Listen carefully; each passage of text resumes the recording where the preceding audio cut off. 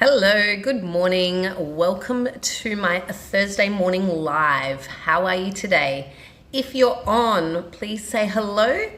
Send me a thumbs up button so that I know that you're there. As I'm going along, if anything resonates with you, I'd love for you to hit the heart button so I know that I'm on the right track and I'm helping you to be and to live your healthiest version. How's the weather today? Back to cold after all those days of sunshine. That's not cool. Alrighty, so today's little video is all around restrictive dieting. So the pros and the cons, because I do believe that there are pros to restricting your eating. Alrighty, so I'm going to go through and explore both sides. Because I'm not here to say do this way or to do that way. We're all individuals. Our our bodies all adapt and suit different diets and different styles of eating. Alrighty, and no one person is the same, and no one diet is the same. Alrighty, so I'm going to jump straight into the pros of restricted dieting because I can guess that everyone would assume that they know all of the cons and why you shouldn't restrict your eating. And by all means, I'll certainly touch on some of those, but I'm gonna start with why I think restrictive eating is of a benefit to you. Alrighty, so if your goal is weight loss or to lose fat, then science, you do need to be in a calorie deficit to lose the weight.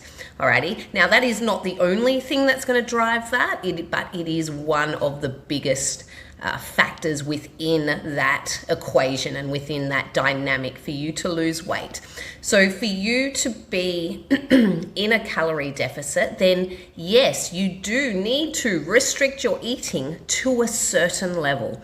Alrighty, and this is not to say that you need to start cutting out every single food that you enjoy. No, that's not what I'm saying whatsoever. However, you do need to be on some sort of structured eating plan so that you are hitting your macronutrients. So the macronutrients, so your proteins, your fats, your carbohydrates that are going to actually move you closer to the goals that you want and the results that you want. Alrighty, so restrictive eating comes in and is highly beneficial for when your goal is fat loss and weight loss. Alrighty. Now, I wouldn't say to actually stay on a restricted diet. And when I say restricted diet, I'm talking about actually, a structured eating plan in regards to that. Hey, Bree, how you doing? Nice to see you. Alrighty, so you need to then, as I mentioned, weigh up what your goals are, what you want to achieve. Alrighty, so a restricted diet in this sense, when you're looking at fat loss, then I believe it is essential and it is highly beneficial for you. Alrighty, now I don't believe that you should stay on this restricted diet forever or for long periods of time. Alrighty, so as I say, you need a structured eating plan. So actually structure your eating plan or your nutrition plan so that it is restrictive in the sense of you're hitting your macronutrients for up to 2 weeks, and then actually back off it and relax around your eating in a sense so that you're not as restrictive for then 2 to 4 weeks, I would actually say, and then back off it just slightly. So the benefit then of backing off just slightly, it allows you, I guess, something to look forward to. So in the sense of when you are cutting out, some of those foods that you may really enjoy, like your ice cream, your cakes, your biscuits, those snacky type foods, those calorie dense foods, you want to be able to not restrict yourself to the point where you're actually binge eating on them.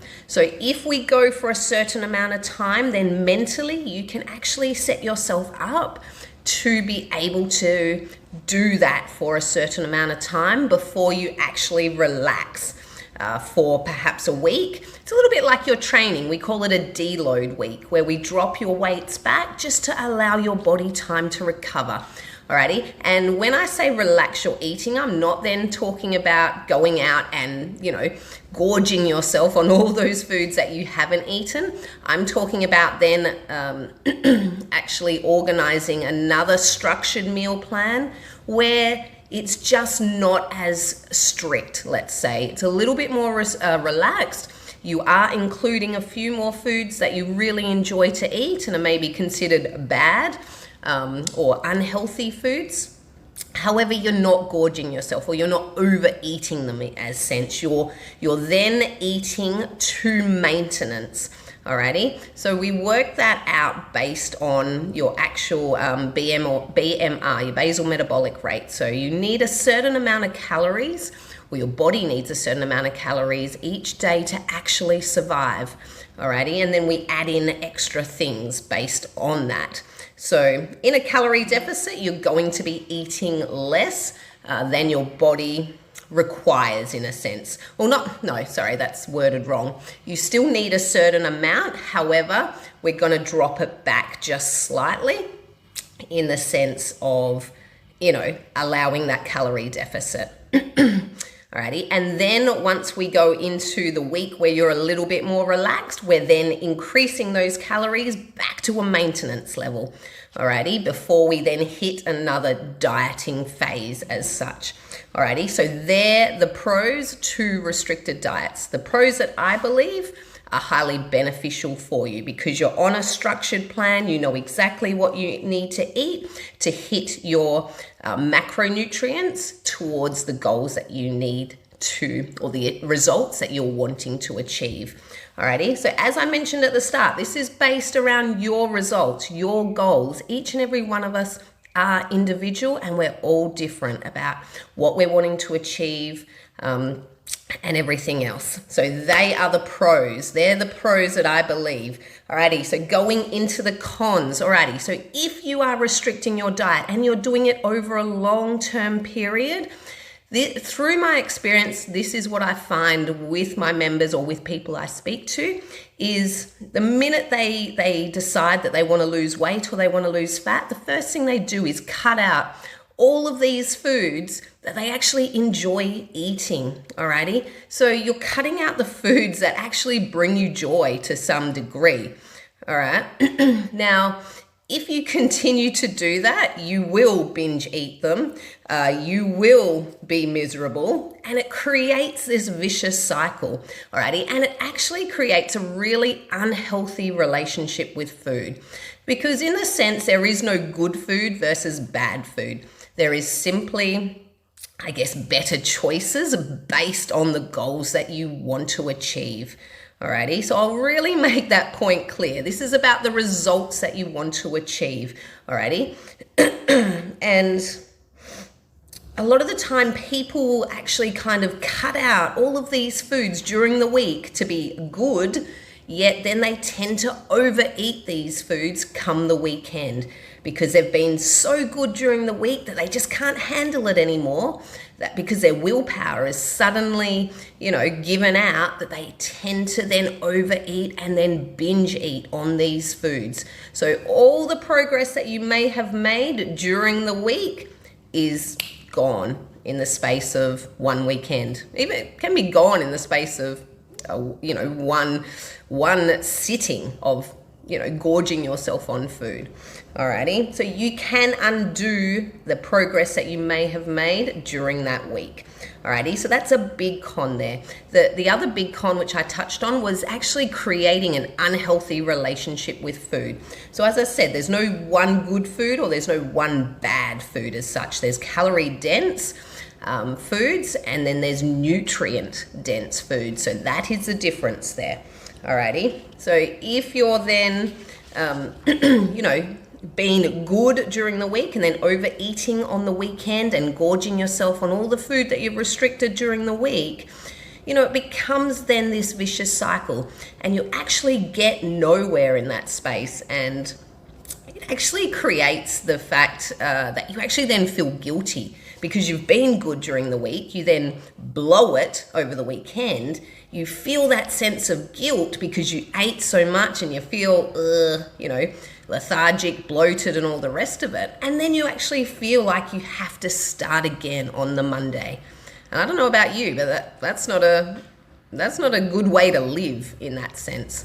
I would much rather have a more balanced diet over the whole week, or if you've got a certain goal that you want to achieve by a certain time, we actually structure your meal plan so that you can, there's some sirens going on, something's happening, so that you can actually eat a certain amount of calories for a certain amount of weeks before we then lift you up to a sense of balance where you can then have some of those foods that you have stopped eating, which makes it a more enjoyable process. Alrighty, and this is like, a dieting or a weight loss phase, a fat loss goal. It's all about having fun. This is your life.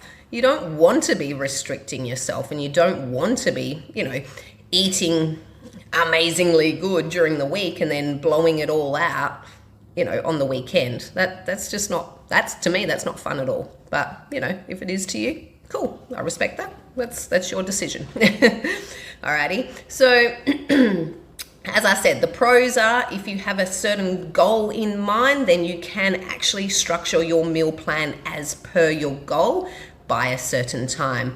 The con to then restricting your eating is, and again, it's, you know yourself better than anyone. If you don't think that you can restrict or not eat certain foods, then don't put yourself through that. Why would you?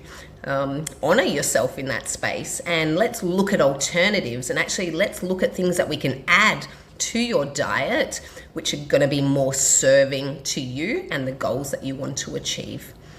Alrighty guys, so that is, I've just gone over 10-minute mark, so time to end up. I really hope you found my video beneficial today, guys. I hope you have the best Thursday. If you've got any questions, please pop them down below and I will get to them as soon as I can. However, if you found some benefit out of my video, please hit the heart button. And if you, like what you hear, I'd love to hear from you. Alrighty, have the best day. See ya.